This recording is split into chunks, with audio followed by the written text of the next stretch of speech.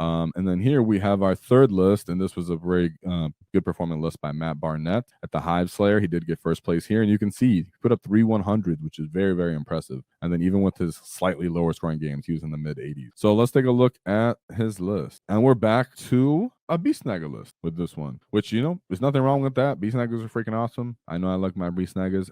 I'm still showing that there's still the viability in that as well. I'm always preaching about Nobz, Mega Nobz. We need the AP, a different kind of durability, but I'm still very high on Beast Snagga boys, and there's always a reason for that. So we got the dual Beast bosses, Beast Boss and Squig Sword with Edwap, Skill Chopper. Then Mazrog, 1 unit of Nobz and Smash Squig with Follow Me Lads. And then we got double War Bosses. So even in this unit, Beast Snagga type unit, you can still fit multiple War Bosses. Cunning but brutal. That's interesting to bring. I'm not against it. And then Weird Boy. Weird Boy, is he soloing today? So we got 1, 2. Looks like he's soloing today. Yeah, there's no boys for him. I mean, it looks like he's just playing the mission. 2 units of Beast Snaggas for those Beast Bosses. We got 4 trucks, 2 units of Gretchen. And then we have 1 big unit of Scalpel Knob unit, and then we actually have a small unit of Knob. So that's interesting. They still have the Power Claws, but I very much believe the Warboss is still going in those units. Then we have 1 big unit of Squig Hog boys, and then just 1 truck. So this unit is just straight Beast Snaggas with some APCs. Even then, we can see, though, is why I really wanted to show this list, is you can see you really want the AP, even though you're bringing the very reliable anti-monster, anti-vehicle units. You're bringing the nice feel no pains. You're bringing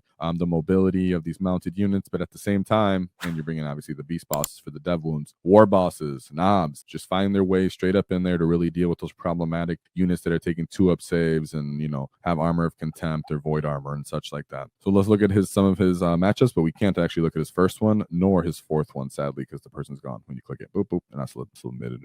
So we'll go straight into his second matchup that he also got a 100-point game on. And these are Blood Angels with the Gladius Task Force. I think Gladius is still pretty powerful. So we'll see what's going on here. We have the Apothecary Biologist, Commander Dante, Tech Marine, and the Sanguinor. Sanguinor is hilarious when he's his ability, guys. If you don't know what Sanguinor does, he just comes in, I believe, from like reserves when someone gets in fight in one of his units or some hilarious rule like that. I know, like, right now there's some competitive kind of thought the setting, but I remember when I was reading his rules, I was like, that's freaking awesome. The guy just comes out of the sky. So Sanguinor! I'm like, okay. Orcs would find that hilarious. So Heavy Intercessor Squad, we got the Impulsors, and then we got, sorry, this is a lot of text lettering. Goodness, but I got you guys. So we got the Assault Intercessors with jump packs. That's a new thing with their bolt pistols. We have the Ballistus Dreadnought, Blade Guard Squad, Eliminator Squad. Very good value in this squad, guys. The fact that they get to move, they have good long range weapons, actually have multi damage.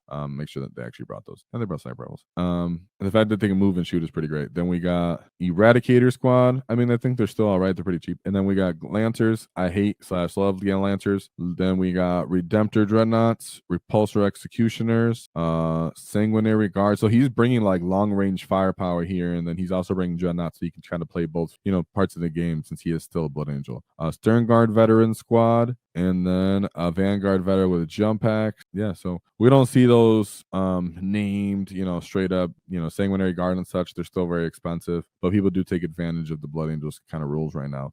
As a whole, though, with the list, when you're running that many Beast Snagga units and you still have the Nobz built into that, you're just winning all over the battlefield in those skirmishes and those fights. Those long range firepower like the Lancers are really not going to have too much fun. All you're going to do is pop trucks, and then Maz and the Beast Boss and Squiggle Sword, those funeral pins are going to kind of tank a lot of that. So we have the 100 points put up on there. Not surprising at all. Let's look at his third matchup. Go through this kind of quick. And we have a Death Guard. So speaking of one of our predators, let's see what this list looks like. Lord of Virulence. Okay, I do think it's I think this is kind of along the meta, actually, to bring him. Mortarion. I think the other one is, I'm bringing this. I'll remember his name when we go through this.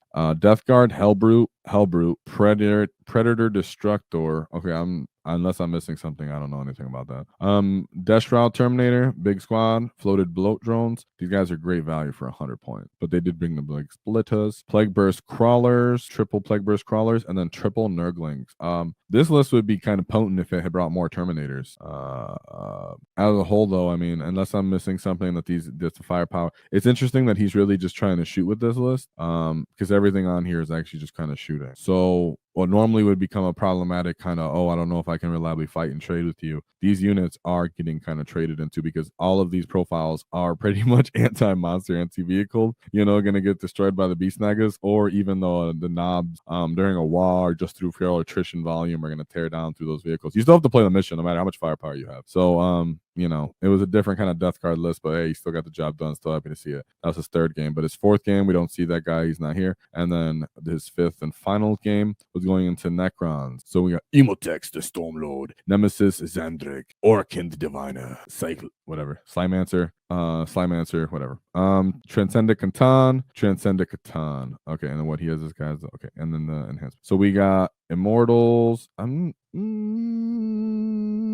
know what I'm missing about Immortals, but you just don't see those guys on the list. 3 big bricks of Necron Warriors. Oh, talk about foot slog. 2 units of Scarab Swarms, 2 Death Marks. So these guys are pretty much their way of playing the secondary game. These 4 units right here, they're trying to play secondaries, trying to play the rest of the table, as all of this just walks up into the middle of the table with these characters. We don't see I'm having a brain fart right now. I don't know why, but we're not seeing the Crypto Thralls. Yeah, if we had the Crypto Thralls, these guys would be even more potent. But hey, without the Crypto Thralls, Orcs actually do have the capability of actually tearing through this. So I want to see what he put up. Yeah, he put up 100 points on that. Let's say Orcs with that volume, if you don't have that Feel No Pain, you're getting torn through. So great job to Matt Barnett. I really liked your list as well. It was very fun. Oops, got rid of that. Really like that list, even though it's a Beast Snaggas list, and people are like, hey, we don't want to see Beast Snaggas time. Still want to show it because you're still being Beast Snaggas. You can see that even Beast Snaggas full archetypal kind of lists are willing to and are adding